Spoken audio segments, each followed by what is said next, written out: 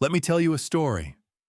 Not the kind of story you hear on the evening news, not the polished success tale printed in glossy magazines. This one is different. This one is about a woman who was never supposed to be rich. In fact, every statistic, every cold-hearted calculation of society said she should have failed. But she didn't. She broke the rules, shattered expectations, and stepped into a world very few people ever get to see. The private life of a self-made female millionaire. Now, pause for a second. Think about the words female millionaire. In America, we glorify the billionaire tech bros, the hedge fund legends, the Wall Street kings. But what about the women who quietly built empires in spaces no one thought possible? What about the women who transformed scraps of opportunity into fortunes? Their lives carry secrets. Their paths hide lessons that aren't written in business textbooks. And tonight, I'm pulling back that curtain for you. You see, money has always had a mythology around it. We imagine yachts, private jets, champagne poured into crystal flutes. But when a woman climbs into that rarefied space of wealth, something changes. Society reacts differently. People whisper. They speculate. They judge. And if she happens to be young, beautiful, or mysterious, the whispers turn into full-blown conspiracy theories. Our story begins with one such woman. Let's call her Isabella. She didn't come from wealth, not even close. Picture a dusty small town on the edge of nowhere. Strip malls, gas stations, the smell of fried food in the air. That's where Isabella's story starts. Her childhood was filled with dollar store toys and secondhand clothes, the kind of environment where dreaming about millions felt almost offensive. But Isabella was different. Even as a little girl, she carried notebooks filled with ideas.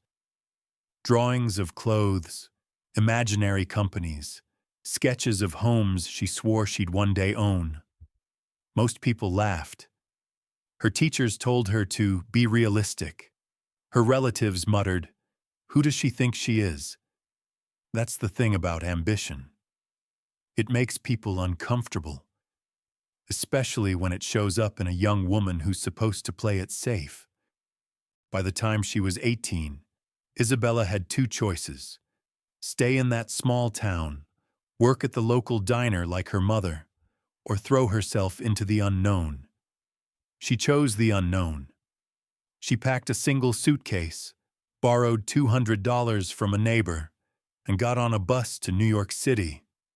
Crazy? Maybe. But here's where destiny began to stir. New York chewed her up at first. She slept on couches, worked 3 side jobs, ate instant noodles for dinner. But there was something burning inside her, an eye for what people wanted before they even knew they wanted it. That's what the business world calls niche. Isabella had a gift for spotting a niche and turning it into opportunity. It started small. She noticed young women on Instagram obsessing over affordable but stylish accessories. Not the luxury bags splashed across fashion magazines. No, these girls wanted something fun, bold, and under $50. Isabella took action. She bought pieces wholesale from overseas suppliers, photographed them with nothing but her cracked iPhone, and began selling them online. Was it glamorous? No. But here's the secret no one tells you. Fortunes are rarely built in glamorous places. They're built in cluttered apartments at 3 a.m., with boxes stacked to the ceiling, while everyone else is asleep. Within 6 months, Isabella's little experiment was making more money than any of her side jobs. Within a year, she quit waitressing. And within 3 years, she was clearing 6 figures. People who once dismissed her began asking for advice. But here's where things turn fascinating. Because making money is one thing. Becoming a millionaire, that takes strategy, obsession, and, most of all, risk. Isabella reinvested every dollar. No vacations, no new clothes, no fancy dinners. She poured her profits back into the business, scaling her online store, studying algorithms, mastering Facebook ads before most people even knew what they were. She was living inside the machine, seeing patterns where others saw chaos. And then, the breakthrough. One of her accessory designs went viral. A simple necklace, cheap to make, trendy to wear, and priced just right. Influencers picked it up. Teenagers begged their parents for it. Suddenly, Isabella wasn't running a side hustle. She was running a brand. Orders exploded. Her tiny living room turned into a shipping center. She hired friends, then strangers, then actual employees. By 27, she had her first million in the bank. But here's the twist. Isabella didn't stop there. And she didn't just buy a nice house and fade into the background. No, she doubled down. She expanded into beauty, into lifestyle, into the kind of products people use every single day. And with each move, her reputation grew. But so did the rumors. How did she do it? Who was backing her? Was it luck? Was it a man? Was it some shady investor? That's the thing about female wealth. People rarely believe it can stand on its own. But Isabella knew better. She had the receipts. She had the contracts. She had the sleepless nights, the unpaid bills, the grind no one saw. And behind the scenes, her life was transforming. Because here's the other truth. Money doesn't just change your bank account. It changes your circle, your relationships, even the way strangers look at you. Isabella started getting invitations to rooms she had never dreamed of.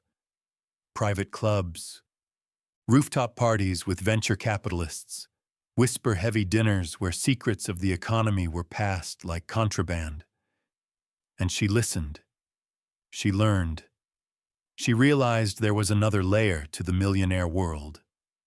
A hidden map only a few people had access to. And that, my friends, is where the story really begins. Because making your first million is hard. But keeping it, growing it, navigating the shadows that come with it, that's a whole different battlefield. In the next chapter, I'm going to show you what Isabella discovered behind those velvet ropes. The unspoken rules, the deals whispered at midnight, the alliances that can make or break a fortune, secrets most people will never hear. But you're about to. So stay with me, because this isn't just a story about one woman. It's a story about power, perception, and the hidden cost of wealth. And trust me, you don't want to miss what comes next. So picture this.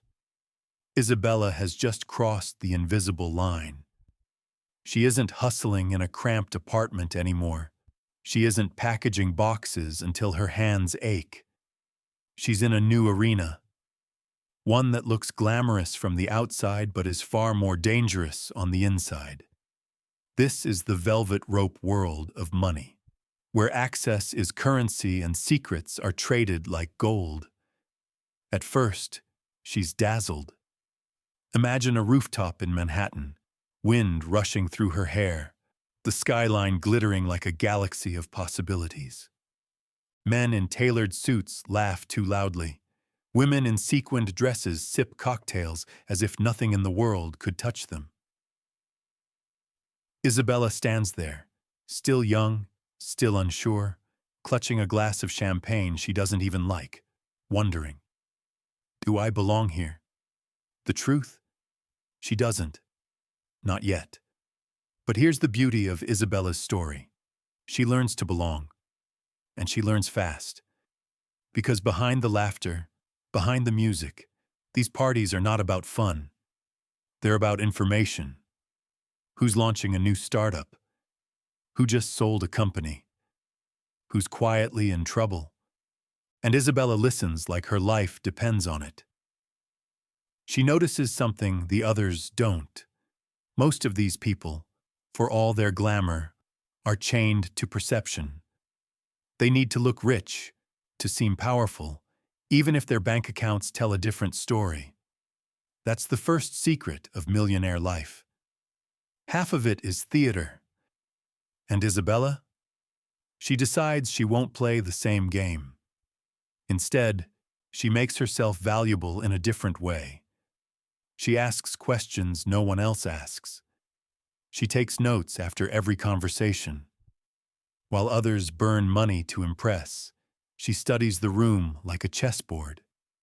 Now, here's where the story turns fascinating. One evening, at a private dinner, she finds herself seated next to a woman named Evelyn. Elegant, silver hair, sharp eyes. The kind of woman who could silence a room without saying a word. Evelyn isn't an Instagram celebrity. She isn't splashed across business magazines. Yet, quietly, she controls millions in real estate. She's what they call old money. Evelyn leans toward Isabella and asks a question that changes everything. "What's your niche?" Isabella blinks, unsure how to answer. She talks about her accessory line, about social media marketing, about her viral products. Evelyn just smiles. "That's a business," she says. "But a niche? That's where the real wealth hides. The niche is the corner of the world only you understand well enough to dominate." That sentence burns itself into Isabella's brain. The niche. A hidden world inside the world, waiting for her to claim it. And from that night, Isabella begins to dig. She doesn't just sell products anymore. She studies behavior. Why do women spend more in certain months? Why do men impulse buy gadgets late at night? She tracks, analyzes, experiments. She becomes obsessed with consumer psychology, reading books at 3 a.m., interviewing strangers, testing ads with surgical precision. Within a year, Isabella has identified her niche. Affordable luxury for women who want to feel rich without going broke. Think jewelry under $50 that looks like $500. Think skincare that feels high-end but costs less than a dinner out. She isn't just selling things. She's selling identity, aspiration, a taste of the life her customers crave. And let me tell you, that's a gold mine. But money attracts attention, and not all of it good. As Isabella's numbers skyrocket, competitors notice. Some copy her products, others copy her ads. She even finds knockoffs of her designs flooding eBay within weeks. Welcome to the second secret of millionaire life. The moment you succeed, someone will try to steal it. Instead of panicking, Isabella plays a smarter game. She doubles down on branding. She invests in storytelling. Every product now has a name, a mood, a little piece of drama attached. She films cinematic ads on rooftops, writes captions that sound like confessions, creates mystery around limited drops. Suddenly, people aren't just buying her products. They're buying into her world. Her competitors can copy the necklace, but they can't copy the story. And stories? That's where empires are built. Now, let's pause here, because I want you to understand the stakes. Isabella is still in her late 20s. Most people her age are just figuring out rent. But she's sitting on meetings with investors who throw around words like valuation, equity, exit strategy. She has entered a world where one wrong move could make her a legend. or wipe her off the map. And in this world, allies matter. Evelyn, the silver-haired mentor, becomes one of those allies. She teaches Isabella about leverage, how to use one success to buy into another. She whispers the kind of strategies you'll never find on Google. Buy distressed assets in silence. Never announce your moves until the ink is dry. Always diversify income streams. Isabella listens, learns, and applies. She buys her first small property, flips it for profit, and reinvests. She experiments with crypto before it explodes, pulling out profits before the crash. She partners with micro-influencers instead of wasting millions on celebrities. Every decision is calculated, every risk measured. But wealth doesn't just test your intelligence. It tests your soul. And here comes the third secret of millionaire life. Money reveals who your real friends are. Isabella begins to notice the shift. Old friends from her hometown slide into her DMs, asking for loans or opportunities. Acquaintances suddenly act like they've always been supportive. Strangers approach her with fake smiles. And slowly, painfully, she realizes, success is lonely. The higher you climb, the fewer people you can trust. This realization hardens her. She builds walls, sets boundaries, creates layers of distance. But deep down, she wonders, is this the price? To have money but lose the warmth of connection? To be admired but never truly known? And then, just as she's asking herself that question, life throws her a curveball, a betrayal. Someone close, someone she trusted, tries to sabotage her. I won't spoil the details yet, but let's just say Isabella's empire is about to be tested in a way that will shake her to the core. Because being a millionaire isn't just about growth, it's about survival. And survival in this world, that requires secrets most people will never dare to use. Well, stay tuned, because in the next chapter, I'll reveal exactly what that betrayal looked like, how Isabella nearly lost everything, and the shocking tactic she used to not only survive, but come back stronger than ever. When money comes fast, danger follows even faster. By now, Isabella had carved out her place in the millionaire world. She was no longer the outsider sneaking into parties. She was the guest of honor. But here's the brutal truth nobody tells you.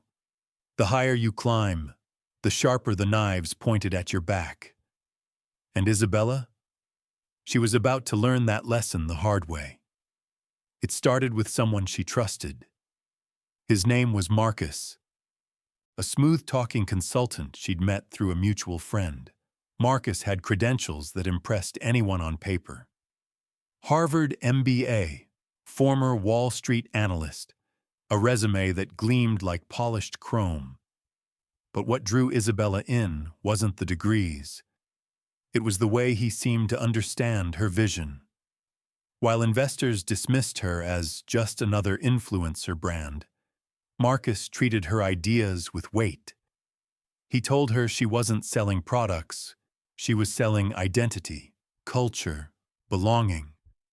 He talked about scaling her business into global markets, about IPOs and legacy. For a young woman still proving herself, those words were intoxicating. And so, Isabella let him in. At first, it was small. He advised her on ad strategies, introduced her to logistics partners, suggested tweaks in pricing models. His ideas worked. Sales rose. Profit margins widened. Isabella felt like she'd finally found an ally who could carry some of the weight. But then the cracks began to show. Invoices that didn't quite add up. Meetings she wasn't invited to. Legal documents with fine print that made her uneasy. When she asked Marcus for clarification, He'd laugh it off. Don't worry, it's just standard procedure. Here's the thing about betrayal. It rarely comes like a thunderclap. It seeps in quietly, drip by drip, until suddenly the floodgates burst open. One morning, Isabella received a call from her bank. There had been large transfers, hundreds of thousands, moving out of her company accounts into shell corporations she didn't recognize. Her heart raced. She called Marcus. Straight to voicemail. She checked her email. His address was deactivated. In less than 48 hours, Isabella realized the unthinkable. Marcus had orchestrated a theft, not just of money, but of control. He had positioned himself as co-owner in certain subsidiaries, using her own trust against her. Overnight, he vanished, leaving her business exposed, her credibility on the line, and her empire dangling by a thread. Now imagine the scene. Isabella, once the rising star, sitting alone in her penthouse apartment. Papers spread out like crime scene evidence. Bank statements, contracts, emails, all pointing to betrayal. The phone buzzing with reporters who'd caught wind of the story. Competitors circling like vultures. Employees whispering, investors pulling back. For most people, that would have been the end. But Isabella wasn't most people. This is where the story shifts from survival to strategy. Because instead of collapsing, she did something extraordinary. She weaponized the very thing Marcus tried to use against her. Perception. Step 1. She controlled the narrative. Before the tabloids could frame her as a naive girl duped by a slick operator, she went public herself. She released a statement, raw and unfiltered, admitting the betrayal, but framing it as proof of how dangerous and cutthroat the business world could be for women. She positioned herself not as a victim, but as a fighter. The media ate it up. Overnight, hashtags trended. She will rise. Millionaire mindset. Fight like Isabella. Step 2. She rebuilt trust. Fast. She gathered her top employees, locked the doors, and said, "If you want to walk out, I won't blame you. But if you stay, I promise you this. We'll come back stronger." Something in her conviction lit a fire. Most of them stayed. Loyalty born not from fear, but from belief. Step 3. She went on the offensive. Isabella hired forensic accountants, lawyers who lived for courtroom bloodsport, and private investigators. Within weeks, they tracked Marcus's network. Offshore accounts, straw companies, allies who helped him vanish. It turned out he wasn't as clever as he thought. And here's the twist. Isabella didn't just want her money back. She wanted to send a message. And send it she did. 6 months later, headlines broke. Consultant charged in multi-million fraud scheme. Isabella wasn't just cleared. She was praised for her relentless pursuit of justice. Investors who had doubted her now respected her more. Customers rallied around her brand like it was a movement. Sales didn't just recover. They exploded. But beneath the victory, something deeper had changed. Isabella's innocence about wealth, about trust, about the so-called glamorous life. It was gone. She understood now that success wasn't just about creativity or hustle. It was about defense. About building walls high enough to keep the wolves out, but still leaving doors open for the allies worth letting in. And here's the secret she learned through fire. Every millionaire faces betrayal. The question isn't if, it's when. And the ones who survive? They're the ones who turn betrayal into fuel. Now, let's pause here, because you need to feel this. Isabella didn't just dodge a bullet. She was shot and kept walking. That's the difference between being rich and staying rich. Most people think millionaires are cushioned, untouchable, safe. But the truth is, the higher you rise, the sharper the tests. Money doesn't protect you. It exposes you. After Marcus, Isabella doubled her security. She built multiple firewalls around her companies. Legal, financial, even psychological. She created a small circle of advisors she vetted with brutal precision. And most importantly, she stopped seeking validation from the world of shiny parties and velvet ropes. She realized that real power wasn't in being seen. It was in being unshakable, even when unseen. But here's the kicker. Betrayal didn't just harden her. It opened her eyes to something bigger. If Marcus could fool her, how many other women in business were being fooled, manipulated, or underestimated every single day? Isabella began to think beyond herself. She started hosting private workshops, mentoring young female founders, teaching them the lessons she'd paid dearly to learn. And this, right here, is another secret of the millionaire world. Impact multiplies influence. By helping others rise, Isabella amplified her own position. She wasn't just a brand anymore. She was becoming a symbol. Still, shadows lingered. Success after betrayal feels different. There's always a question in the back of your mind. Who's next? Who's waiting for the perfect moment to strike? Isabella carried that weight, even as her empire grew larger than ever. And just when she thought she'd stabilized, life threw her another twist. Not financial this time, but personal. A twist that would test not her business strategies, but her heart. Because for all her millions, for all her resilience, Isabella had one weakness she couldn't quite master: the price of loneliness. And that, my friends, is where the story heads next.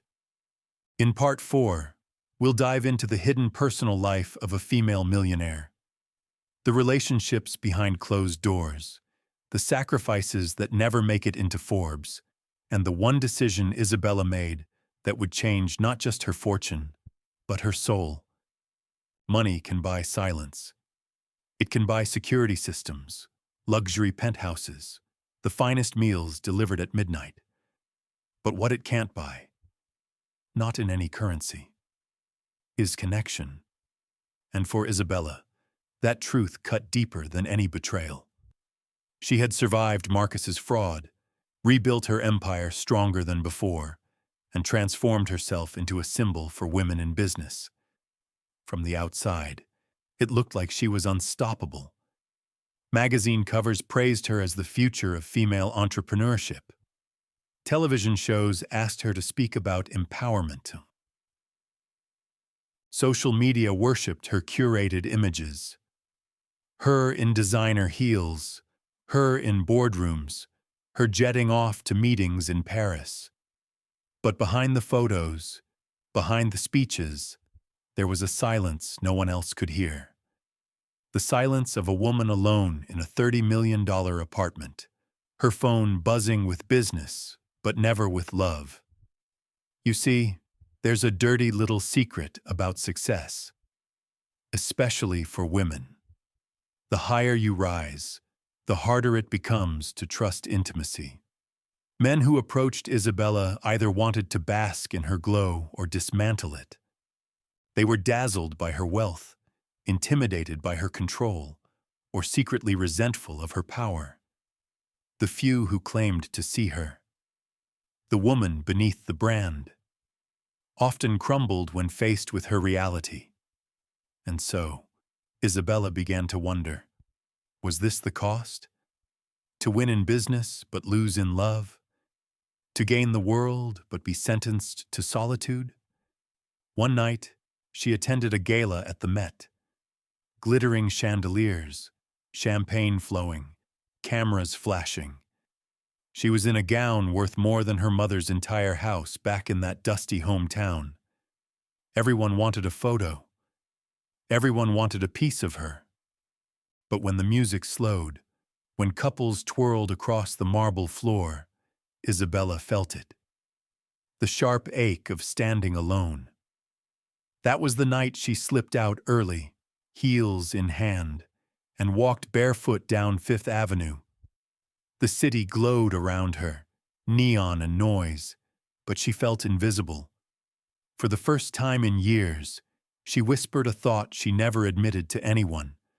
What's the point of all this, if I have no one to share it with?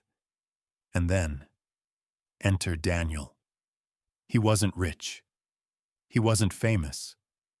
In fact, she met him in the least glamorous way possible, at a small bookstore tucked between two skyscrapers. She was there hunting for a rare, out-of-print volume on consumer psychology. He was there reading a beat-up novel with a coffee-stained cover. Their eyes met not over champagne flutes, but over a stack of books. Daniel was different. He didn't flinch when she mentioned her wealth. He didn't try to impress her with connections or compliments. Instead, he asked about her favorite authors, her childhood dreams, her opinions on art. For Isabella, it was disarming. For once, someone wanted her words, not her worth. They started meeting quietly. Coffee shops instead of clubs, walks in Central Park instead of rooftop lounges, no photographers, no velvet ropes, no curated Instagram posts. Just two people talking, laughing, sharing slices of a world that felt more real than any boardroom. But love, for someone like Isabella, was never simple. As word of Daniel leaked into her circle, the whispers returned. Why him? Her so-called friends asked. He's not in her league. Investors muttered, distraction will ruin her focus. And the press? They framed him as a charity case, a man saved by a millionaire. Isabella bristled. For once, she didn't care about the optics. She cared about the way Daniel listened when she ranted about a new product launch. She cared about the way he looked at her, not as a headline, but as a human being. She cared about how, when she had nightmares about Marcus's betrayal, Daniel sat beside her in silence until she could breathe again. But money has a way of testing everything, even love. There were arguments about schedules, about secrecy, about the way Isabella's life was never truly private. Daniel struggled to understand the constant spotlight. Isabella struggled to believe someone could love her without agenda. And looming over it all was the one question she couldn't shake. Could a relationship like this survive the weight of wealth? Here's another secret of the millionaire life. The world will let you be rich, or let you be in love, but rarely both without a fight. And the fight came sooner than Isabella expected. One afternoon, Daniel's face appeared in a tabloid. A blurry photo of him leaving her building, headline screaming, Isabella's mystery man, gold digger or true love. The article tore him apart. His modest background, his lack of pedigree, even the clothes he wore. Within hours, social media swarmed with opinions. Some mocked, some defended, but all of it felt invasive, cruel, relentless. Isabella was furious. Furious at the paparazzi. Furious at the vultures who lived off scandal. But mostly furious at herself, for thinking she could keep something pure in a world built on exposure. Daniel, for his part, shrugged it off. Let them talk, he said. But Isabella saw the toll it took. The sideways glances when they walked into restaurants. The tension in his jaw when strangers whispered, slowly, cracks began to form. Not because they didn't care for each other, but because the outside world wouldn't let them breathe. And here's where Isabella faced her most human decision yet. Not about business, not about empire, about love. Would she fight to keep Daniel, risking distraction, risking ridicule, risking the vulnerability she had armored herself against for years? Or would she let him go, convincing herself it was for his own good, and retreat back into the fortress of wealth and solitude? It was a choice no mentor could guide, no strategy could solve. It was the raw dilemma of a woman who had everything, and yet feared losing the one thing money could never replace. And that's where we leave her for now. Standing on the balcony of her penthouse, city lights glittering beneath her, Daniel's laughter still echoing in her memory, the weight of decision heavy on her chest. Because in the next chapter, Isabella will discover that love isn't the only thing threatening her empire. A new storm is coming. Bigger, louder, more public than anything she has faced before. A storm that will force her to reveal the deepest secret of her journey. Stay tuned. Success has a rhythm. It builds, it crashes, it rebuilds. But scandals? Scandals arrive like hurricanes. Loud, merciless, and impossible to ignore. And for Isabella, the storm hit just as her personal life teetered on fragile ground. It started with a headline. Not the kind of flattering profile she was used to. Not the glossy, self-made millionaire features. This one was darker, sharper, designed to cut. Isabella's fortune under fire? Secrets behind the million-dollar empire. The article spread like wildfire across every major platform. It questioned her rise, her methods, even her morality. The accusations were brutal. Claims that her factories underpaid workers overseas. Rumors that her viral product designs weren't her own. Suggestions that her mentorship programs for young women were just PR stunts to hide financial corruption. The article painted her not as an icon, but as a manipulator. And the public. Oh, the public devours scandal like it's candy. Comments flooded in. Was she really self-made? Did she exploit others to climb? Was she just another fraud with good PR? For Isabella, it was déjà vu. She'd faced betrayal before, but this was different. This wasn't one man siphoning money. This was the world itself turning its gaze on her, ready to tear apart everything she'd built. In her penthouse office, she sat with her team. The air was heavy, the kind of heavy that presses on your chest. Screens lit up with live feeds of news anchors dissecting her empire. Employees whispered in corners. Investors called non-stop, demanding explanations. The empire she'd fought for was suddenly on trial. Not in court, but in the ruthless court of public opinion. Here's the thing about scandals. Truth matters less than perception. And perception spreads faster than fact. So what did Isabella do? She didn't hide. She didn't issue a vague apology or vanish behind lawyers. No. She did something far more dangerous. She confronted it head-on. Step 1. Transparency. She invited cameras into her factories overseas, showing workers paid fair wages, clean conditions, health benefits. She live-streamed Q&A sessions, answering brutal questions with a calm fire in her voice. She brought receipts, contracts, pay stubs, shipping logs. She stripped the armor of mystery and laid out the bones of her step 2, offense. She didn't just defend herself. She called out the publication that smeared her, exposing their ties to competitors who stood to gain from her downfall. She revealed emails showing they'd cherry-picked quotes, twisted interviews, and ignored evidence. Suddenly, the scandal shifted. It wasn't Isabella on trial. It was the media. Step 3. Reinvention. Scandal is not just a threat. It's an opportunity. Isabella took the firestorm and redirected it.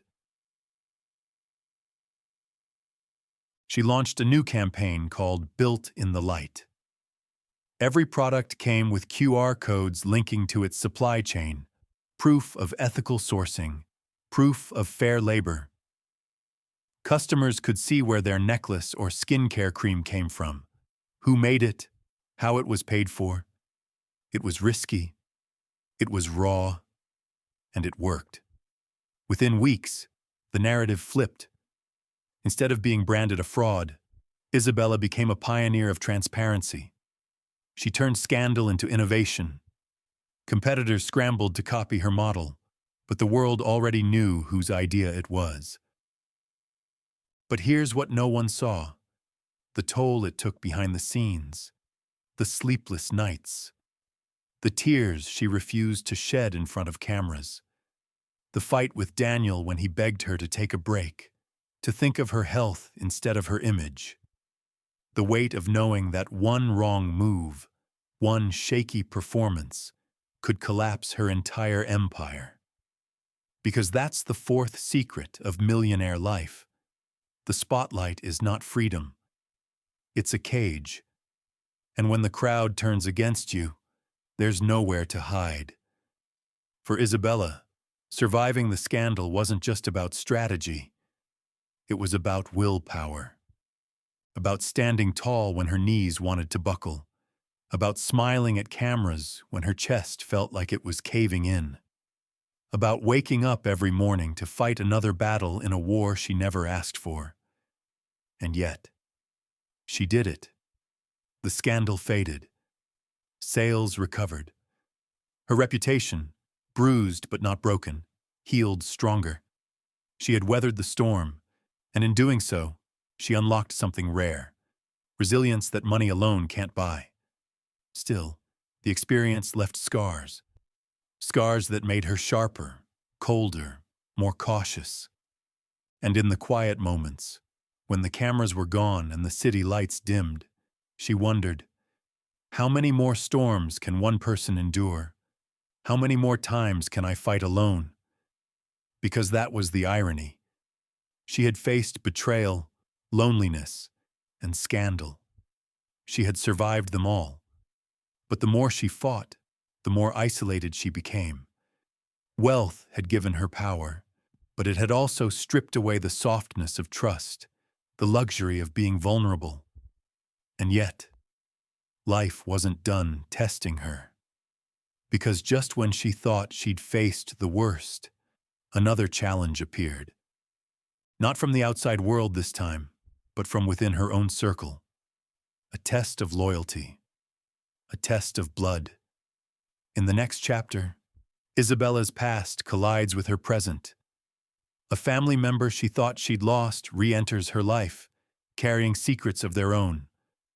And the question will no longer be just about wealth or reputation. It will be about forgiveness, about roots, about whether the millionaire life can coexist with the life she left behind. Trust me, you won't want to miss it. Scandal may bruise your reputation, but nothing cuts deeper than family. And just when Isabella thought she had stabilized her empire, just when the storms of betrayal and scandal had finally begun to quiet, her past came knocking. It was a simple letter. Not an email, not a headline, not a call from investors. A handwritten letter slipped under the door of her office. The handwriting was shaky, uneven, but instantly recognizable. It was her brother's. Now let's rewind for a moment. Isabella didn't talk much about her family. Growing up in that dusty, small town, she had a brother, 2 years older, named Gabriel.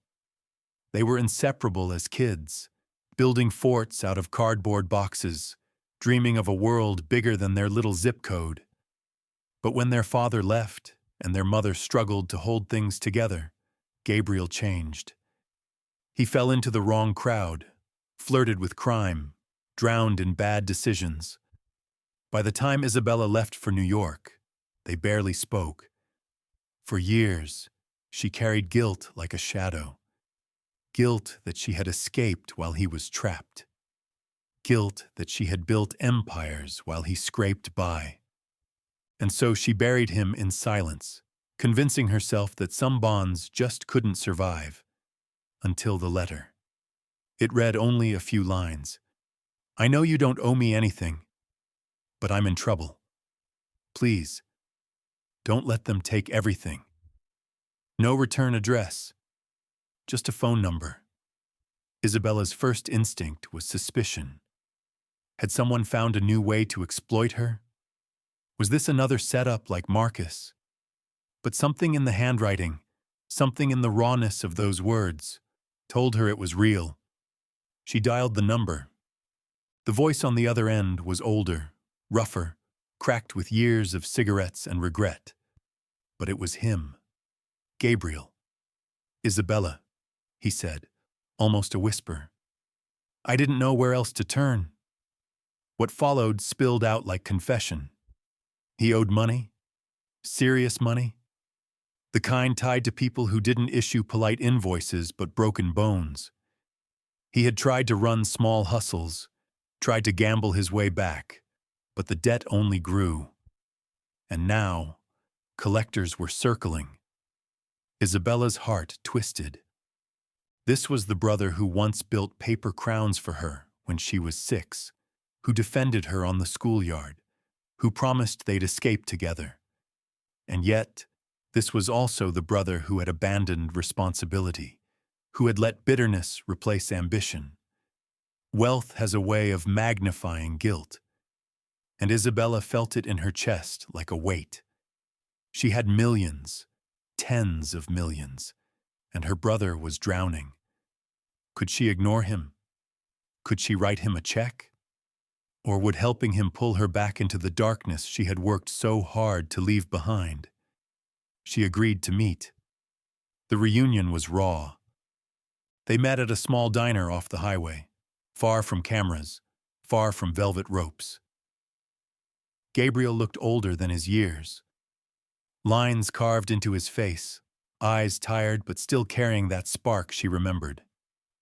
"You made it," he said, almost in disbelief. "You really did it." She nodded. "And you didn't." The words stung, but she meant them. Honesty was the only currency they had left. He admitted his failures. The drugs, the scams, the years wasted, and finally, the debt. Over $500,000 to men who would happily see him vanish. Isabella sat in silence, staring at the chipped mug of coffee between them.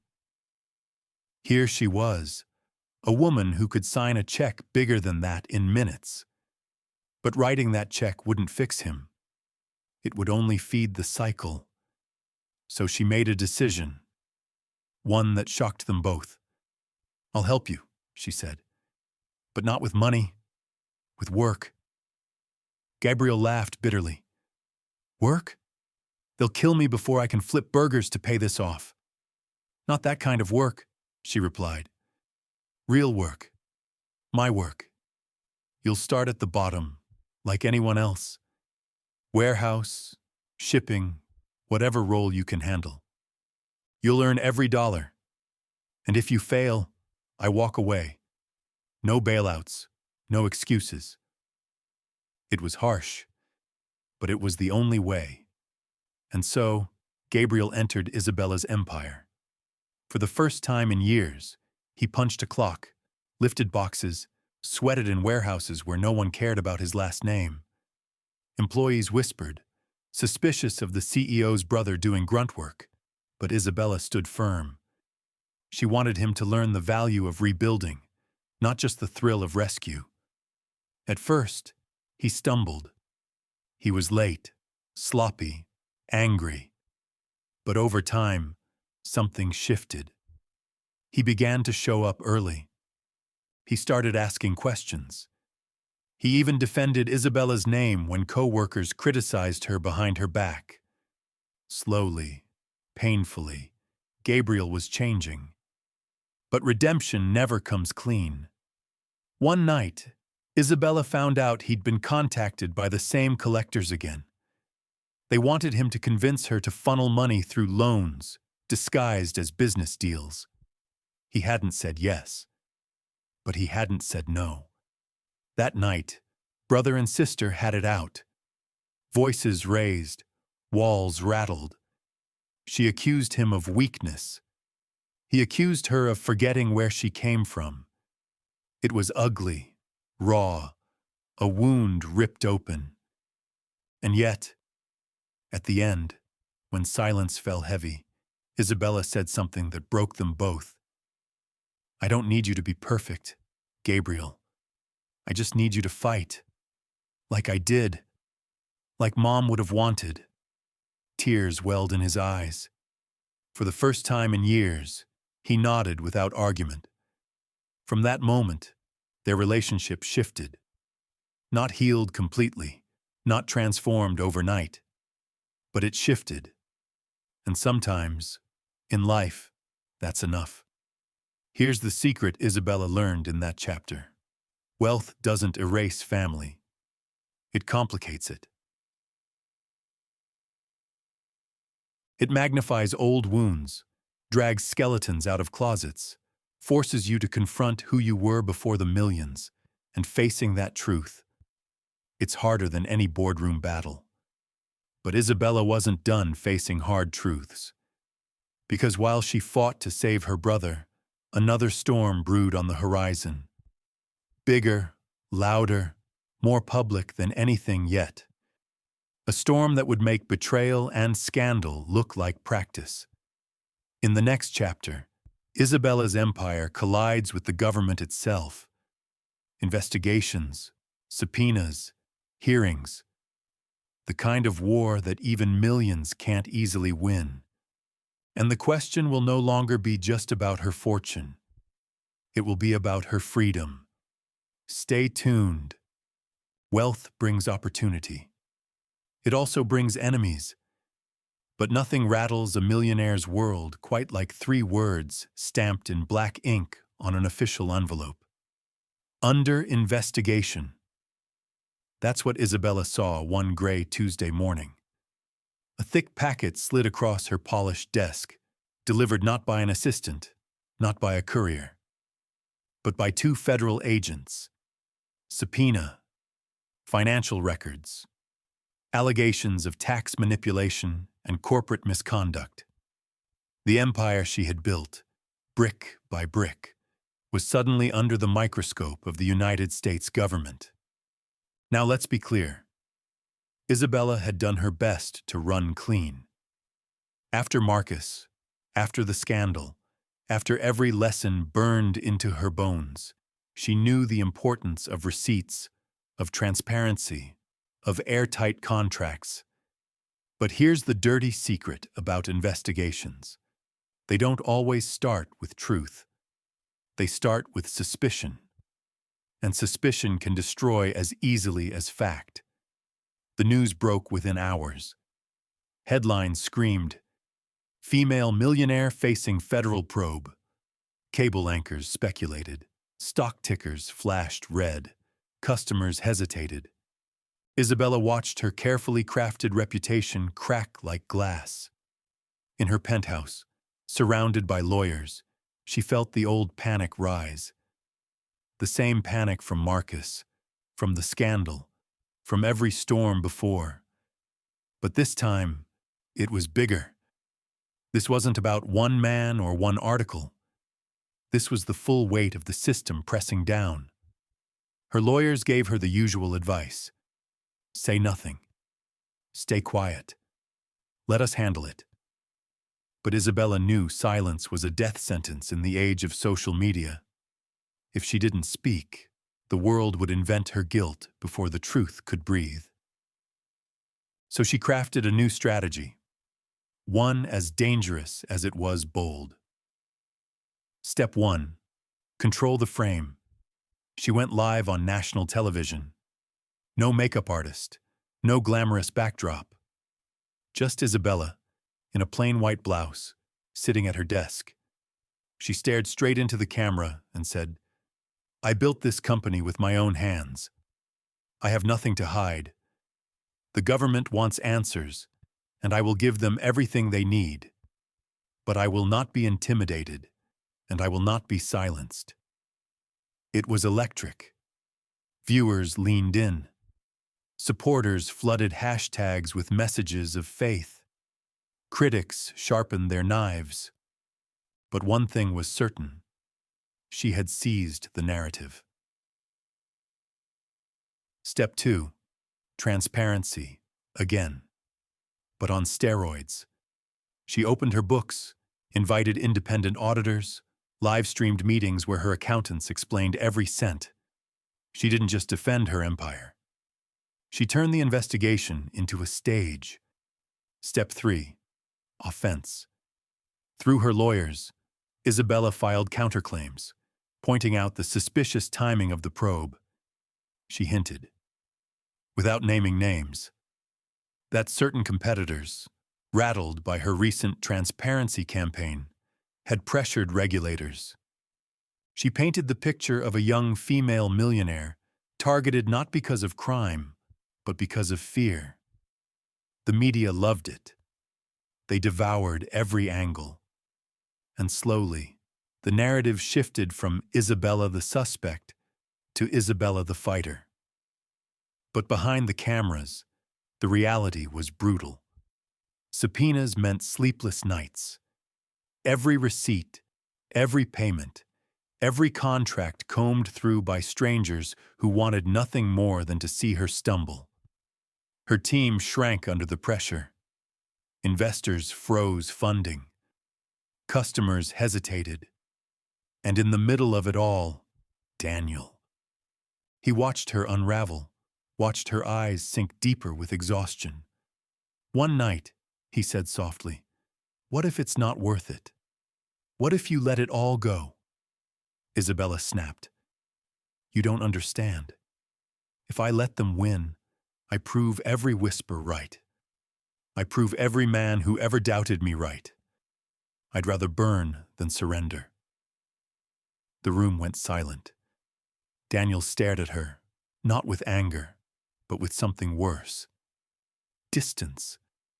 The gulf between love and obsession was widening, and Isabella felt it in her bones. Still, she pressed on. Months dragged. Hearings, depositions, endless questions designed to trip her. She sat under fluorescent lights while men twice her age tried to corner her. But Isabella never cracked. Every answer was sharp, every glance defiant. She turned every interrogation into a performance. And then, finally, the truth broke through. An independent report concluded what Isabella had known all along. No fraud, no misconduct, no crime. The allegations had been inflated, fueled by anonymous tips from rival corporations. She was cleared. The headlines screamed again. Isabella vindicated. Investigation collapses. Her stock soared. Her sales rebounded. Her reputation, scarred but intact, emerged stronger. But victory came at a cost. Daniel was gone. He couldn't handle the war, couldn't handle the constant pressure of being collateral damage in her battles. He left quietly. No scandal, no drama. Just a note on her kitchen counter. "I love you, but I can't live in this storm." Isabella read it once, twice, then set it down without tears. She had lost men before. But this time, the ache lingered. Because this wasn't betrayal. This was love, suffocated by the weight of her empire. And here lies another secret of the millionaire life. You can win against governments, competitors, and scandals. But winning against loneliness? That's the war no one teaches you how to fight. Still, Isabella refused to break. If wealth had taught her anything, it was this: storms come, storms go, but survival is the only constant. She stood taller, sharper, colder, and as she stared out at the city skyline, cleared of charges but emptied of love, she whispered a vow to herself: "Never again. I will not bend. I will not be broken." What she didn't know, what she couldn't yet see, was that the next storm would not come from outside.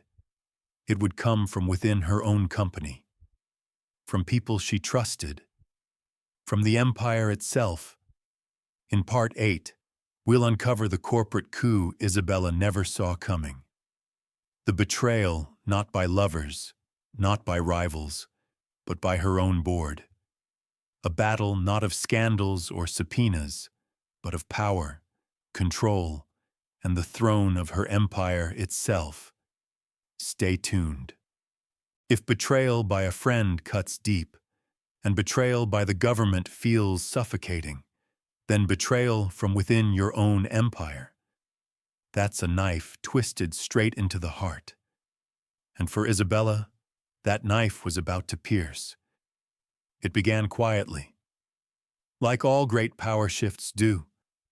A missed email, a strange silence during meetings, a whisper between executives that ended when she walked into the room. At first, Isabella dismissed it as paranoia. After all, she had been under constant attack for years. Maybe her nerves were finally catching up. But the silence grew louder. The first real sign came at a quarterly board meeting.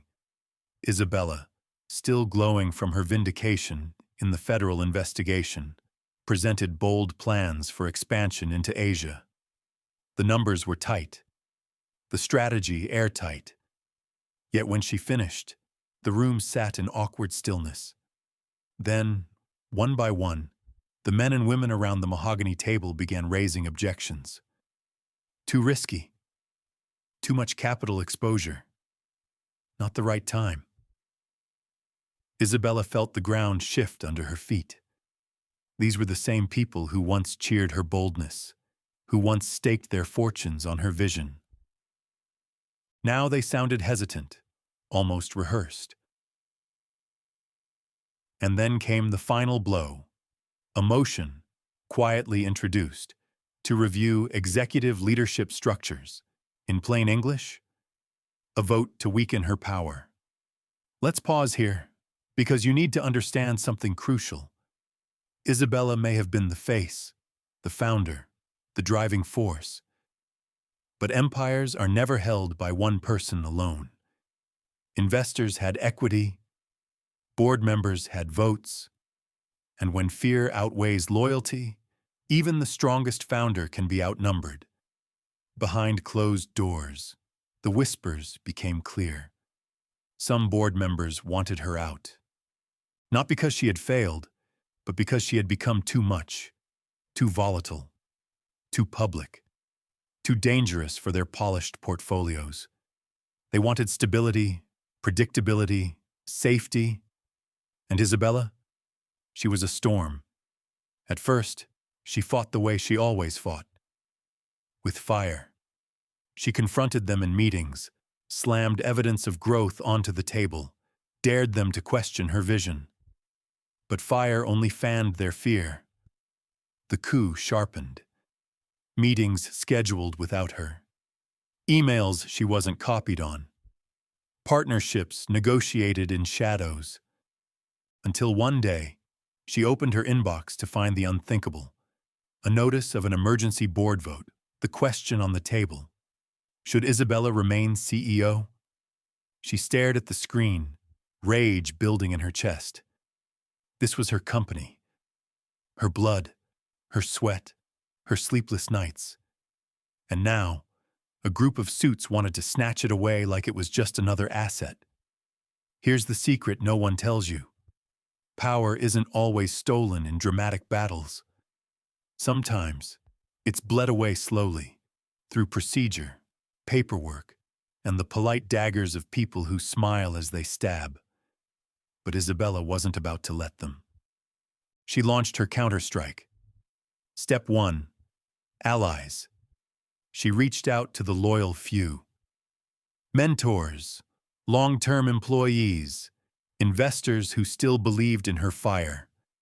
She reminded them of the empire's beginnings, of the nights they shipped boxes by hand, of the viral moments that made them all rich. Loyalty, she knew, isn't bought. It's remembered. Step 2. Leverage. Isabella had one advantage the board underestimated: her connection to the public. Unlike most faceless CEOs, she was a brand. Customers didn't just buy her products. They bought her. And so, she took to the airwaves again. Interviews, podcasts, live streams. She told her story, framed herself not just as a leader, but as the soul of the company. "Without me," she said in one interview, "this brand is just a shell. Without vision, it's just another corporation. And I will not let the dream that millions of women believe in be reduced to quarterly numbers." Her words lit fires online. Customers flooded social media with support. Hashtags trended. Some even organized boycotts against the idea of her removal. Step 3. Strategy. Isabella hired corporate lawyers who specialized in shareholder wars. She combed through bylaws, hunted for loopholes, and unearthed clauses buried in the company's foundation. And in those fine lines, she found weapons. Special voting rights, protections for founders, veto powers she had nearly forgotten. The board thought they had cornered her. But Isabella knew something they didn't. Storms are her natural habitat. On the day of the vote, the boardroom was a theater of tension. Men in expensive suits, women in sharp dresses, lawyers with stacks of binders. Isabella walked in wearing no armor but her presence. Calm, controlled, yet burning inside. They began. One by one, voices raised in criticism: too risky, too unpredictable, too damaging to shareholder trust. Each word was another dagger. Isabella sat still, hands folded, eyes locked, waiting. Then, her turn. She didn't raise her voice. She didn't beg. She told the story of the girl who left a dusty town with $200, of the nights she ate ramen while sketching designs, of the betrayal, the scandals, the storms, and how she had turned each one into fire. "Do you think another CEO could have survived what I've survived?" she asked, eyes sweeping the room. "Do you think a spreadsheet can capture resilience? You may not like the storm, but the storm built this empire. And without it, without me, you'll have nothing but ashes." Silence. Heavy, charged. The vote was called. Hands raised. For a moment, Isabella's chest froze. The count climbed. Against her. Against her. For her. Against. For. And then, the final tally. She had won. By one vote. One razor-thin thread of loyalty had saved her throne. The boardroom emptied. Faces pale, some furious, some relieved. Isabella stood alone, victorious yet shaken. She had survived. Again. But survival comes at a price. She knew the board would never stop. That from this day forward, every move she made would be watched, dissected, doubted. And she also knew. Next time, she might not win. Here's the fifth secret of millionaire life. Power is never permanent. It is borrowed, fragile, always at risk of being reclaimed. Isabella left the boardroom that night not just as a CEO, but as a warrior who had glimpsed the battlefield of empire. And as she rode the elevator down, her reflection staring back at her in the mirrored walls, She whispered, "If they want a war, I'll give them one." Because the boardroom coup was just the beginning. The real war wasn't about numbers. It was about control, about who gets to write the future. And in Part 9, we'll see how Isabella transforms from entrepreneur to strategist, from player to power broker, as she builds an empire not just of products, but of influence. A game played in shadows, where the currency isn't money. It's power itself. Stay tuned. Victory in the boardroom is never final. It's only a pause between battles. And Isabella, though she had survived the coup by a single vote, understood that the war for her empire was far from over. If she wanted to keep her throne, she couldn't just be a CEO anymore. She had to become something larger, something sharper. She had to become a power broker. Now, here's the truth. Money buys attention, but power buys silence. And Isabella was tired of fighting battles where she was always on defense. She wanted to shape the field, not just play on it. Her first move was unexpected. She began showing up in places most entrepreneurs ignored.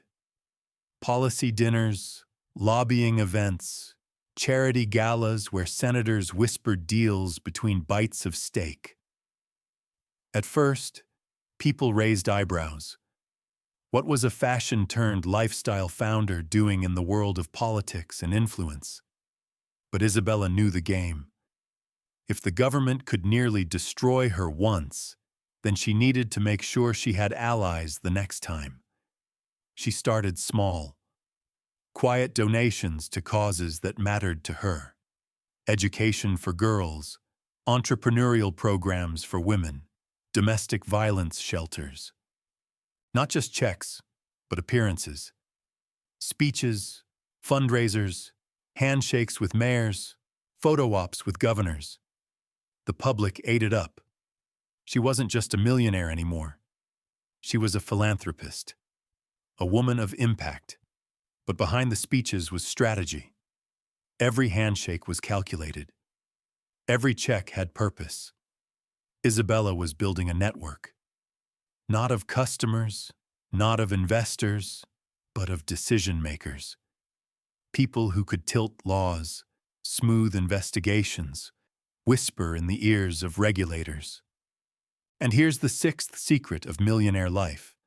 When your empire grows big enough, money is no longer your greatest weapon. Access is. By year's end, Isabella had allies in city halls, lobbyists who answered her calls at midnight, journalists who suddenly gave her the benefit of the doubt.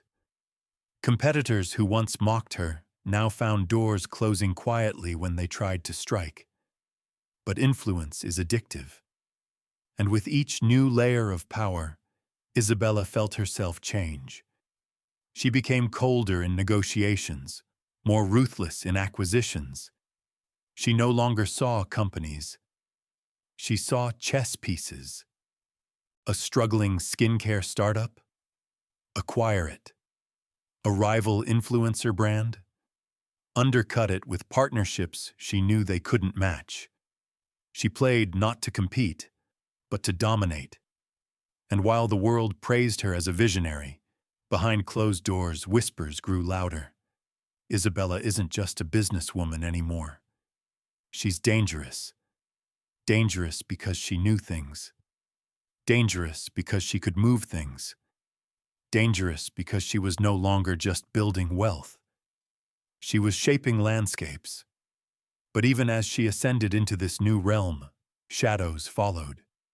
Remember Gabriel, her brother trying to rebuild?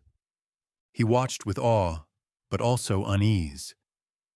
He had seen her softer side as a sister. Now he saw the steel hardening in her eyes. One night, he asked her bluntly, "Do you even recognize yourself anymore?" Isabella froze, because the truth was, she wasn't sure. The girl who once sketched jewelry in notebooks, who once believed hustle and heart could change the world. That girl felt far away. In her place stood a woman who spoke in strategies, who measured trust in contracts, who saw betrayal lurking behind every smile. But here's the paradox of power. Once you taste it, you can't go back. And soon, Isabella faced a new test of just how far she was willing to go. A senator's aide approached her quietly at a fundraiser. There was a bill on the table, one that would tighten regulations on international supply chains. If it passed, her costs would double overnight. But if it failed, her empire would thrive while others collapsed. The aide smiled thinly. "We could use your support." Isabella understood what he meant. Not a donation. Influence. Mobilization. She had the audience, the voice, the power to sway public opinion. The old Isabella would have balked. She would have said her company could weather any storm. But the new Isabella? She nodded. She agreed. And in the weeks that followed, she turned her platforms into weapons, framing the bill as harmful to small businesses, as a job killer, as an attack on entrepreneurial freedom. The bill died in committee. Isabella's empire soared. And yet, when she stared at herself in the mirror that night, she saw the cost. Her reflection wasn't just that of a millionaire anymore. It was of a woman who had crossed into the gray territory where money and morality blurred. But in the empire game, hesitation is weakness. So Isabella buried her doubts and moved forward. Here's the twist, though. With great power comes not just influence, but enemies you can't see. In politics, no favor goes unpaid, no alliance lasts forever. And Isabella, for all her brilliance, was still learning the oldest rule of the power game. When you rise too fast, someone, somewhere, is already planning your fall. And that fall, it was closer than she realized. Because while she expanded her empire into new markets, while she built her influence in politics, a new player had entered the arena, a billionaire media tycoon, threatened by her growing reach, quietly set his sights on dismantling her. And unlike Marcus, unlike her board, unlike even the government, this enemy had resources as vast as hers, and fewer scruples. In Part 10, the story shifts into a collision of titans. Isabella versus the media machine. A war fought not in boardrooms or courts, but in headlines, narratives, and the battle for public belief. And in that war, money won't be enough. She'll have to gamble something far riskier. Her soul. Stay tuned. When you climb high enough, money stops being your shield. Because there's one force in America even wealth struggles to tame: the media. And Isabella, after years of surviving betrayal, scandal, and even a federal probe, was about to face an enemy unlike any other. It began with a name: Victor Crane. If you live in the United States, you've consumed his empire whether you realized it or not. A media tycoon with fingers in television networks, digital platforms, newspapers, and streaming services. He was the man who could create a celebrity overnight, or bury them before sunset. For decades, politicians and CEOs alike had bent under his headlines, and when Isabella's influence began to grow beyond business, when she started shaping policy, when she began talking about access, when her network reached too close to his, Victor took notice. And Victor did not like competition. The first strike came quietly, a series of op-eds questioning her authenticity. Not vicious, not scandalous, just enough doubt sprinkled into the conversation. Was Isabella really self-made, or had she been secretly propped up by investors she refused to name? Next came the exposés. Primetime specials suggesting her philanthropic campaigns were staged. Investigative reports highlighting every rumor from her past, every slip, every misstep. Some claims were true, others half-truths twisted into daggers. But in the age of mass media, truth and narrative are often indistinguishable. Overnight, Isabella's name became toxic. Hashtags flipped. Talk show hosts mocked her. Customers hesitated. Politicians who once smiled beside her suddenly kept their distance. The media machine was grinding her down, frame by frame. Now, most people in her position would have begged for mercy, issued apologies, hid until the storm passed. But Isabella? She had been through too many storms to bow now. Her response was radical. Step 1. Build her own stage. She launched a digital platform overnight. An independent channel streaming documentaries. Behind the scenes looks at her factories, raw, unedited interviews. If Victor Crane owned the mainstream, Isabella would own the underground. Her mantra was simple. Show them everything. Hide nothing. Step 2. Weaponize loyalty. She called on her customers, her millions of followers, not just to buy products, but to spread truth. She gave them hashtags, missions, behind-the-scenes clips. She turned her brand into a movement, and movements are harder to kill than individuals. Step 3. Hit where it hurts. Through her network of allies, Isabella discovered something Victor never expected. His empire wasn't as invincible as it looked. Debt-ridden subsidiaries, scandals hidden under NDAs. She leaked pieces carefully, strategically, until cracks began to appear in his glossy facade. The war was no longer about products. It was about narrative, about who could shape reality faster, sharper, louder. And here's the 7th secret of millionaire life. The battle for wealth is always the battle for story. Whoever controls the story controls the market, the votes, the future. For 6 months, it was trench warfare. Victor's headlines, Isabella's live streams, his exposés, her counterleaks. At one point, she stood on stage at a sold-out arena event, originally meant to launch a new product. But instead, she tore into Victor Crane by name. "You can own the airwaves," she said, voice echoing, "but you will never own the truth. Not mine. Not theirs. Not the millions of women who see themselves in me." The crowd roared, clips went viral. For the first time in years, the media machine cracked. But wars, even when won, leave casualties.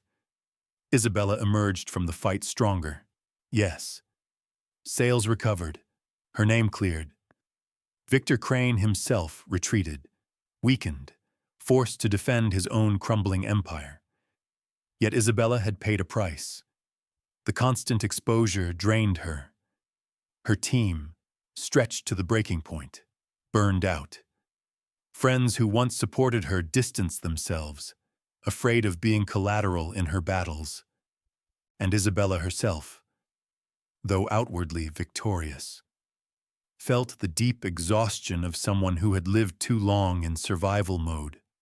Late one night, staring at the city lights from her penthouse balcony, she whispered to herself, "How many more wars can I fight before I lose myself completely?" Because that's the cruel irony. Power attracts battles, and battles demand parts of your soul. Piece by piece, Isabella could feel hers slipping away. And yet, there was no turning back. Not anymore. Here's what she realized in the quiet aftermath. If you want to survive the media, you must become media. Not just fight it, but embody it, shape it, own it. And so Isabella began her next evolution. Not just a businesswoman, not just a power broker, but a storyteller in her own right. She expanded her digital platform, bought stakes in production companies, financed films and documentaries. If Victor Crane had once threatened her through headlines, she would now outlast him through legacy. But as she laid the groundwork for this new empire, another shadow appeared on the horizon. This one not born of betrayal, not born of scandal, not even of media war. This one came from within her own body. Because wealth, power, and fame mean nothing when health begins to slip away. And in part 11, Isabella will face the one enemy she cannot negotiate with, cannot outsmart, cannot outspend: her own mortality. The diagnosis that changes everything. The reckoning that forces her to confront not just what she has built, but what she has sacrificed. Stay tuned. For years, Isabella had fought storms of betrayal, scandal, and war. She had faced enemies in boardrooms, courthouses, and headlines. But the next battle didn't come from outside. It rose quietly inside her own body. It started as exhaustion. Not the usual late-night tired, not the kind of fatigue that disappears with coffee. This was different. Her hands shook during presentations.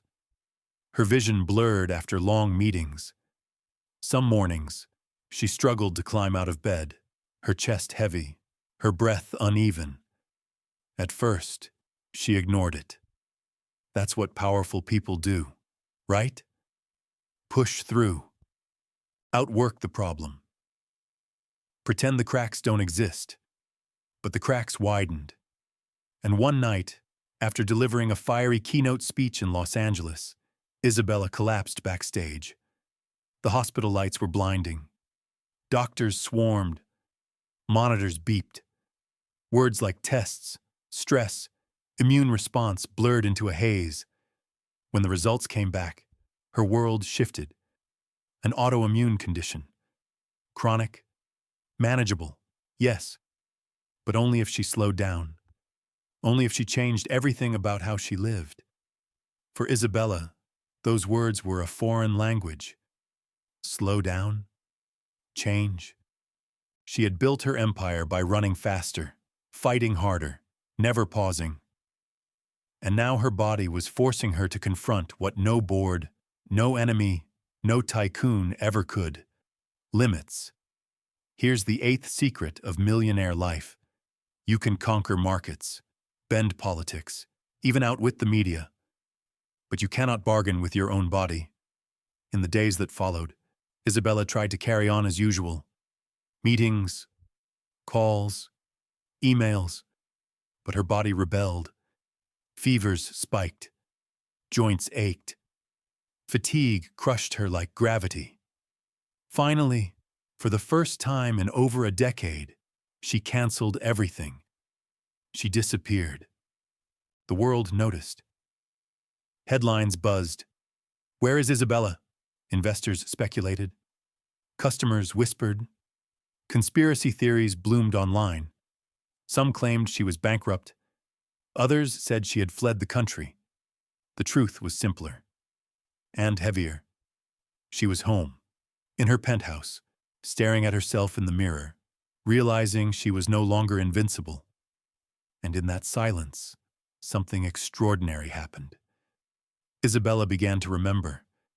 She remembered nights in her tiny apartment eating ramen, sketching ideas in worn notebooks. Oh, she remembered the thrill of her first viral sale, the laughter of packing boxes with friends, the warmth of dreams not yet weighed down by empires and politics. She remembered her mother's voice telling her, "You are more than your work, Bella." Words she had buried under millions. And slowly, painfully, Isabella asked herself, what is all this for? The question haunted her. She had power, yes. Influence, yes. Wealth beyond anything she once imagined. But she also had scars. Loneliness. A body rebelling against her. a brother still clawing his way back from the edge, a love lost to the storms of her empire. For weeks, she stayed out of the spotlight. Instead of boardrooms, she sat in therapy. Instead of political dinners, she walked quietly in Central Park, bundled in a coat, anonymous for the first time in years. Instead of acquisitions, she read novels, journaled, even painted badly on canvases just to feel something different. It wasn't weakness. It was survival. And here's the paradox. In slowing down, Isabella began to see more clearly than ever before. She saw the employees who had carried her company on their backs. She saw the customers who didn't just buy jewelry or skincare. They bought hope, identity, a piece of her dream. She saw the young women she had mentored, their eyes wide with ambition, their voices steady with courage.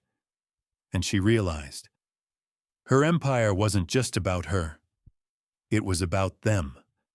That's when the shift happened. Instead of fighting for power alone, she decided to fight for legacy. Not legacy in the sense of monuments or headlines. Legacy in the sense of impact. She restructured her company, appointed co-CEOs to share the weight, set up health initiatives inside her factories, poured millions into scholarships for women entrepreneurs.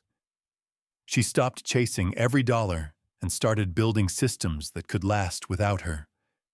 And slowly, her health stabilized. Not perfect, never cured, but manageable. Enough to live, to breathe, to plan. But make no mistake, this wasn't a fairy tale recovery. There were nights she cried from pain, mornings she couldn't get out of bed, moments she raged against her own body. Yet through it all, she kept reminding herself, I am still here. And being here is enough. Here's the 9th secret of millionaire life.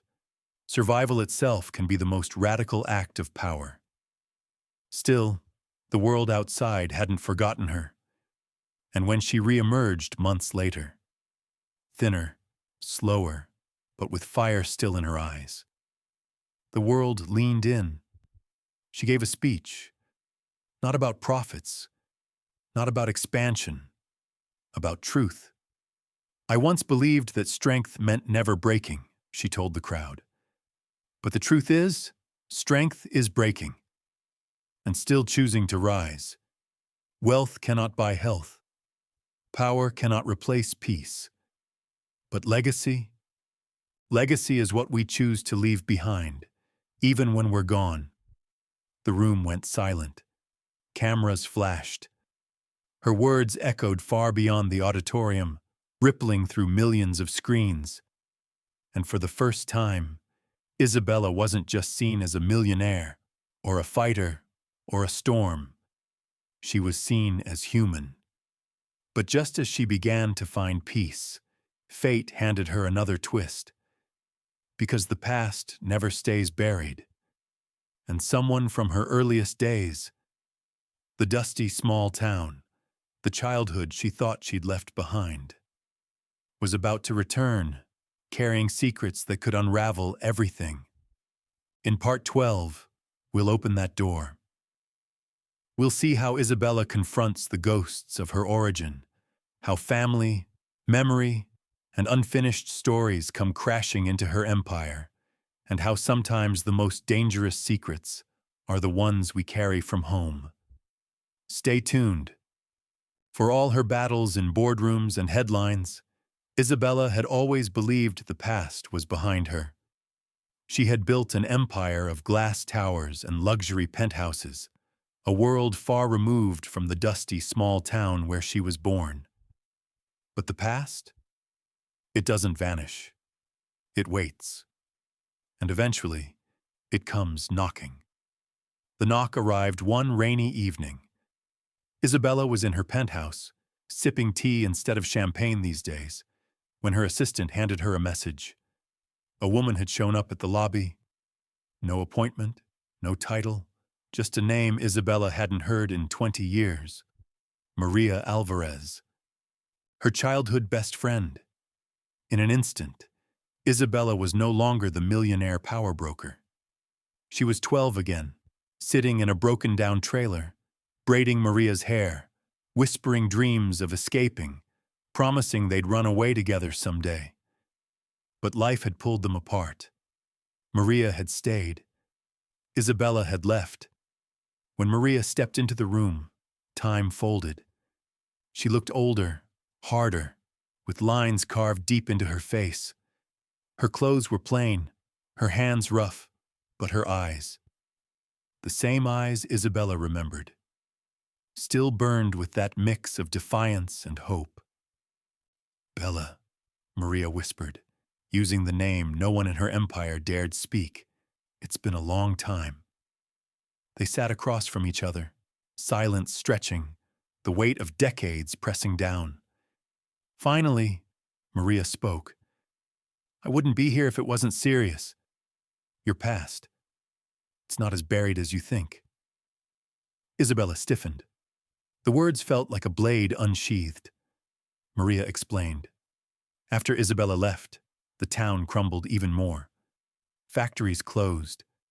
Families scattered. But in the rubble, secrets emerged.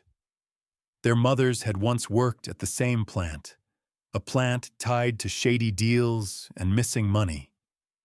And whispers said Isabella's first seed money, the cash she had scraped together to start her business, wasn't entirely clean. At first, Isabella laughed bitterly. "Do you think $200 from a neighbor is some grand conspiracy?" But Maria's face remained grave. "Bella, it wasn't just a neighbor. That money came from a fund your mother helped hide. A fund people are still looking for." The room spun. Isabella had built her empire on the belief she started with nothing but grit. But what if the foundation itself carried shadows? What if the story she'd told the world, the story that fueled her brand, wasn't entirely true? Isabella pressed Maria. "Why tell me now?" Maria's eyes softened. "Because men have been asking questions in town. Because they know you're famous now. And because I owe your mother more than silence. She wanted you safe, Bella. Even if it meant keeping secrets." The revelation cracked something inside Isabella. She had fought so hard to prove she was self-made. But was she? If her beginnings were stained by hidden money, did it erase everything she had built? For nights, she couldn't sleep. She dug into old files, hunted through her mother's papers, called Gabriel for memories, and slowly, the pieces aligned. Maria was right. There had been a hidden fund, a stash from the plant's final days. Not millions, but enough to matter. Enough to start. Enough to complicate everything. Here's the 10th secret of millionaire life. The story of wealth is never clean. Behind every fortune lies shadows, whispers, compromises. And when those shadows surface, they threaten to consume everything. Isabella faced a choice. She could bury the truth, deny it, hope the whispers faded. Or she could own it, expose it herself, rewrite the narrative before anyone else did. She chose fire. In a press conference streamed to millions, Isabella stood before cameras and confessed. She told the story of her mother, the struggling plant, the hidden money that gave her the first spark. She admitted her empire wasn't born of perfection, but of survival. And then she said words that silenced even her harshest critics. "I am not ashamed. My mother did what she had to do to feed her children. That money gave me a chance. I turned it into millions, into jobs, into opportunity for women around the world. If you want to call that tainted, so be it. But I call it transformation. The backlash was immediate. And then, something unexpected happened. Instead of destroying her, the revelation humanized her. People saw not just a millionaire, but a daughter of hardship.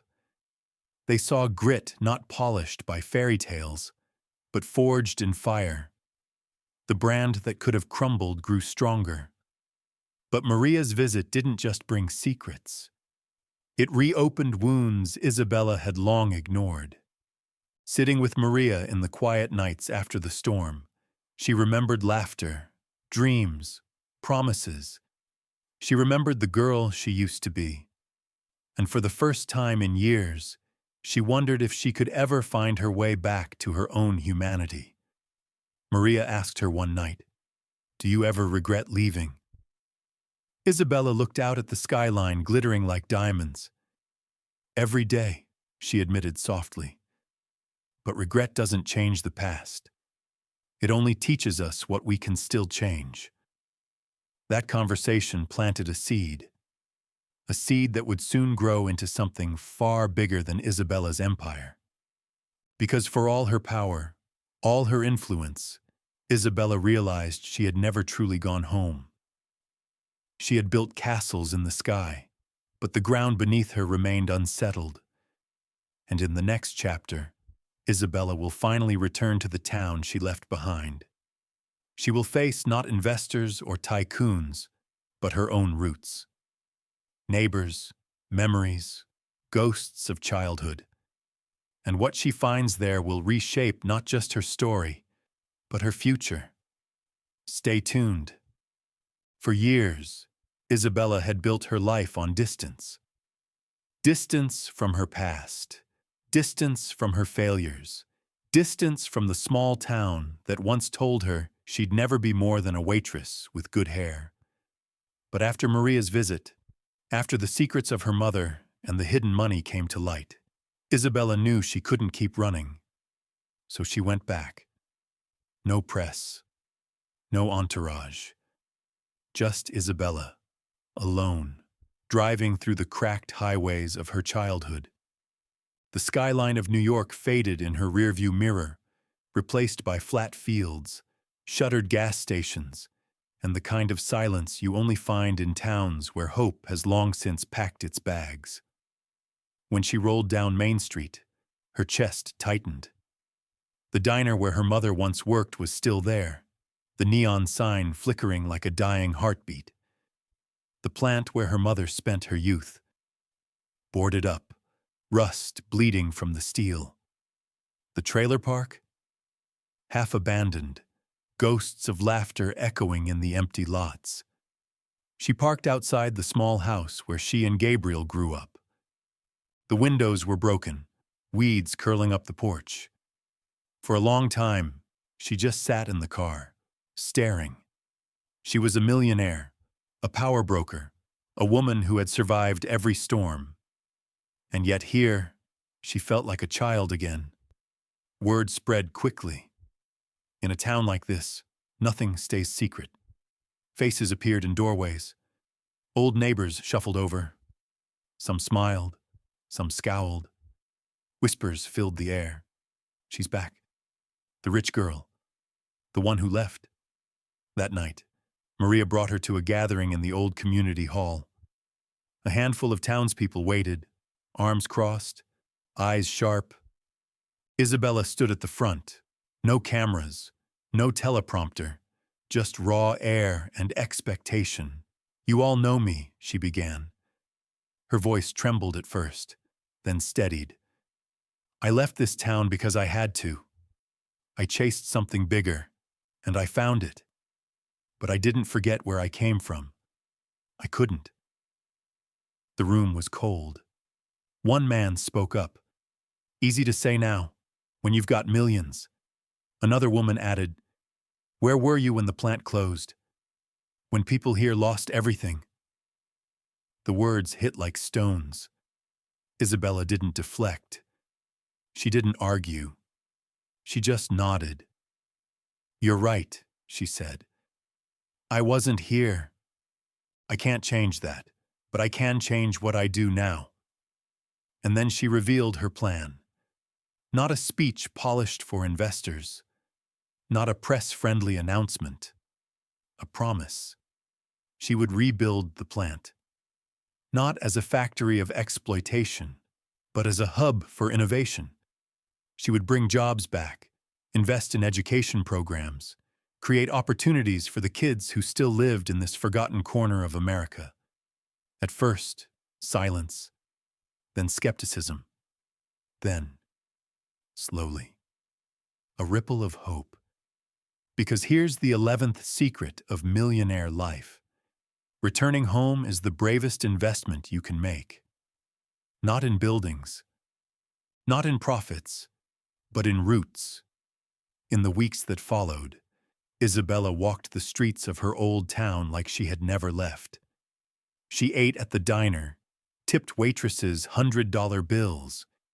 She visited schools, spoke to kids who looked at her with wide, disbelieving eyes. She sat on broken porches with families, listening more than speaking. And as she listened, she remembered who she was. Not the CEO, not the power broker, just Bella, the girl with notebooks full of dreams. But the past has a way of biting back. Not everyone welcomed her. Some accused her of trying to buy redemption. Others muttered that her success had always been dirty, built on the hidden money of the plant's final days.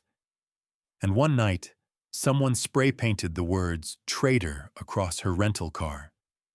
Isabella stood in front of the graffiti, rain dripping down her coat, and whispered to herself, "They may never forgive me. But I didn't come here for forgiveness. I came to finish what I started." And she meant it. She poured millions into the town, hired architects, signed contracts, brought in partners. Slowly, the old plant began to rise again. Not as a husk of rust, but as a living, breathing symbol of renewal. But here's the twist. In rebuilding her hometown, Isabella found something she hadn't felt in years: belonging. Not the polished belonging of elite clubs or political galas. Real belonging. Children running up to hug her. Elders nodding in quiet respect. Maria laughing beside her, saying, "Look at you, Bella. You actually did it." And for a fleeting moment, Isabella felt whole. But life, as always, doesn't let wholeness last long.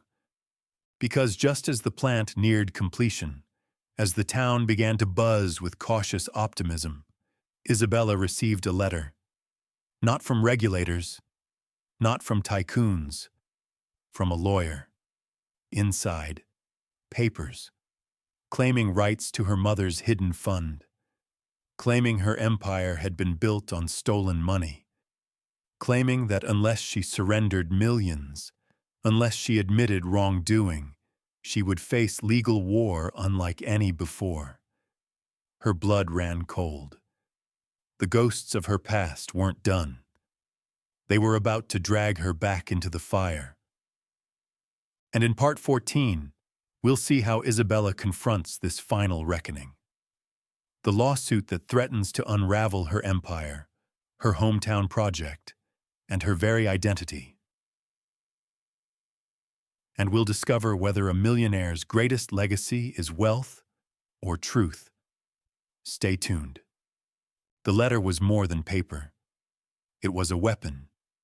When Isabella tore open the envelope and read the first line, "Notice of intent to file civil action," her chest clenched.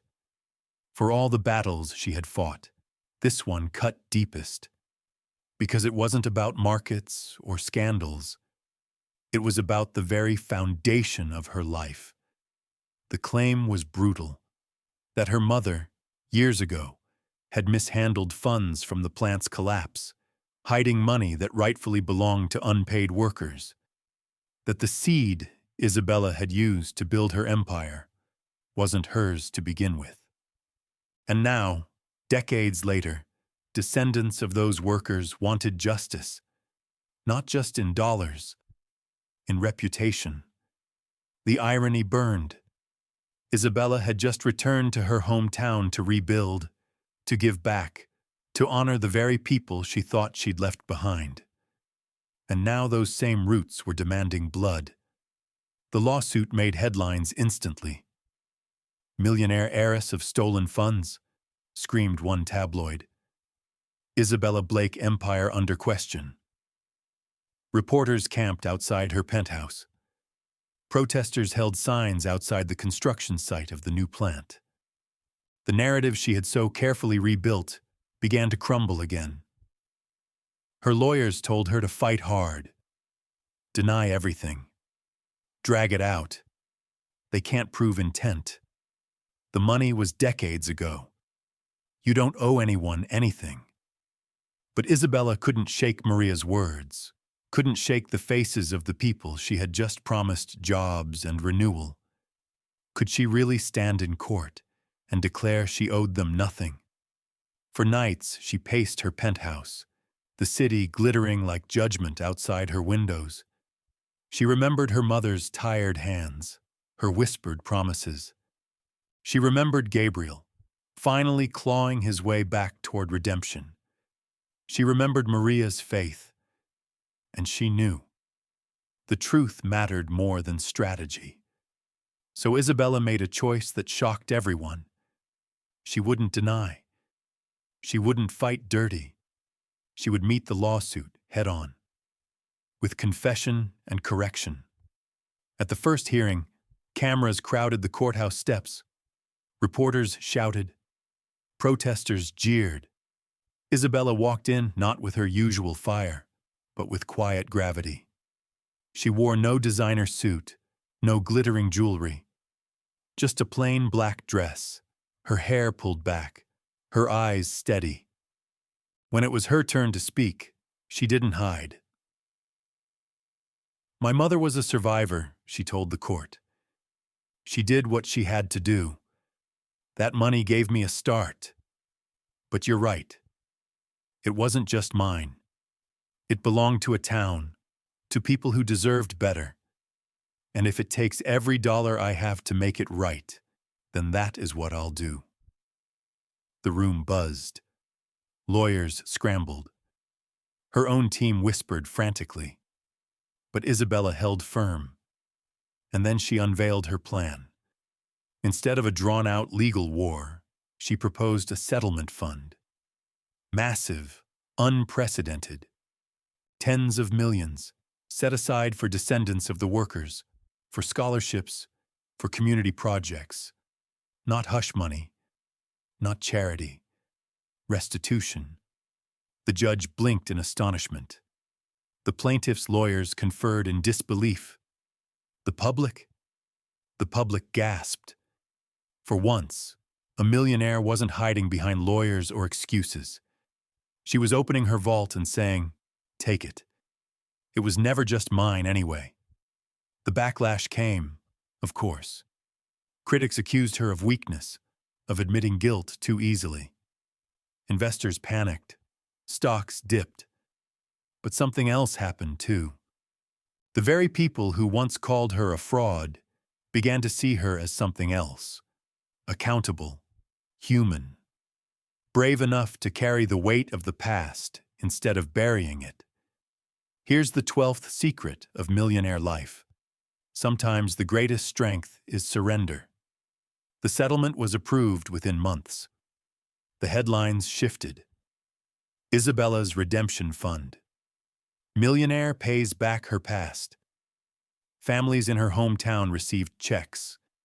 Students applied for scholarships in her mother's name. The plant project roared forward, infused not just with capital but with goodwill. But for Isabella, the money wasn't the point. The point was peace. For the first time in her life, she felt free from the shadow of her beginnings.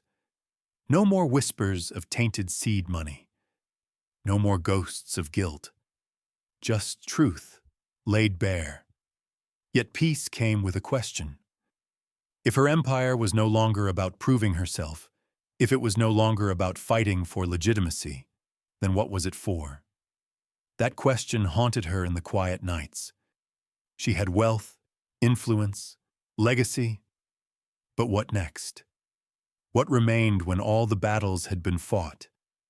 And here's where the story bends toward its final chapter. Because Isabella, standing at the twilight of one war after another, realized her journey wasn't about millions or scandals or even redemption. It was about something larger, something universal. In part 15, we'll uncover the final revelation of Isabella's journey. Not just what she built, not just what she paid back, but what she chose to leave behind. The true meaning of wealth, the legacy that outlives money, and the final secret of a millionaire's life. Stay tuned. The wars were over. The lawsuits settled. The scandals faded. The boardroom coups survived. The media machine retreated. Isabella stood at last, not as the fighter scrambling to prove herself, but as a woman who had carried storms on her shoulders and walked out the other side. And now, a new question pressed at her chest. What was it all for? For years, she believed wealth was the answer. Then power. Then survival. But after paying back her past, after rebuilding her hometown, after staring her own mortality in the face, Isabella finally saw the truth. Wealth was never the goal. Legacy was. Here's the 13th and final secret of millionaire life. Money disappears. Legacy doesn't. So she set about building hers. The plant in her hometown became more than a symbol. It became a living testament. Rows of workers returned. Not faceless laborers, but neighbors with names and stories. Scholarships in her mother's name sent girls from broken towns to universities across the country. A community library rose where the old trailer park once stood, its walls painted with murals of resilience. And Isabella didn't stop there. She created a foundation dedicated to women who had been underestimated, overlooked, written off. Not as charity, but as partnership. She funded businesses started by single mothers, mentored teens who dreamed of building empires, gave seed money not as handouts, but as sparks. Because Isabella understood better than anyone. Sometimes the smallest spark lights the fire that changes everything. Her name grew, yes. Streets renamed. Buildings dedicated. But that wasn't what mattered. What mattered were the letters she received. Handwritten notes from girls who said, "You made me believe I could do it too." From families who whispered, "Because of you, we didn't give up." And in the quiet of her penthouse, older now, her body slower but her spirit undimmed, Isabella would sit with those letters spread around her, smiling. These were her true riches. But legacy isn't only about giving. It's also about forgiving. One evening, as the sun dipped low over the skyline, Gabriel came to see her. Years had passed since he entered her empire broken and ashamed. Now, he stood taller, steadier, running parts of the foundation himself. He carried no more debts, only gratitude. "You saved me," he told her, voice thick. Isabella shook her head. "No, you saved yourself. I just gave you the chance." The two of them, once children in a crumbling home, once strangers divided by resentment, now stood side by side as builders. Not just of wealth, but of redemption.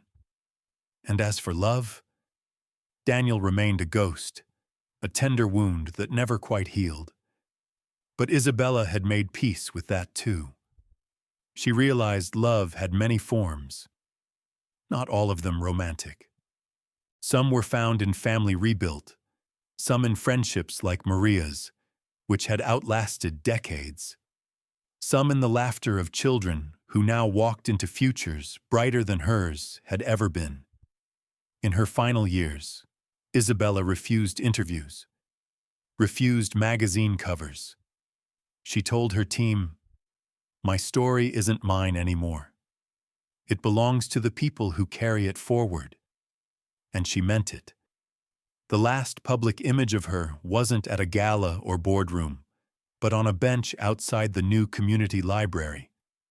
A little girl sat beside her, reading aloud from a children's book while Isabella listened, her eyes soft, her hands folded gently in her lap. A billionaire? A tycoon? A power broker? No, just Bella again. The girl who once dreamed with a notebook in her hand. When she passed, the headlines tried to capture her. Self-made millionaire, powerhouse businesswoman, philanthropist. But those who knew her knew the truth. She was more than all of that. She was proof. Proof that wealth is not perfection. Proof that empire is not immunity. Proof that legacy is not built on money alone, but on courage, on honesty, on the willingness to confront storms and still choose to build. And so the story of Isabella ends not with fireworks, not with scandal, not even with triumph, but with something rarer: peace. Because the greatest legacy of all is not what we earn, but what we leave behind. And Isabella left behind more than millions. She left behind hope.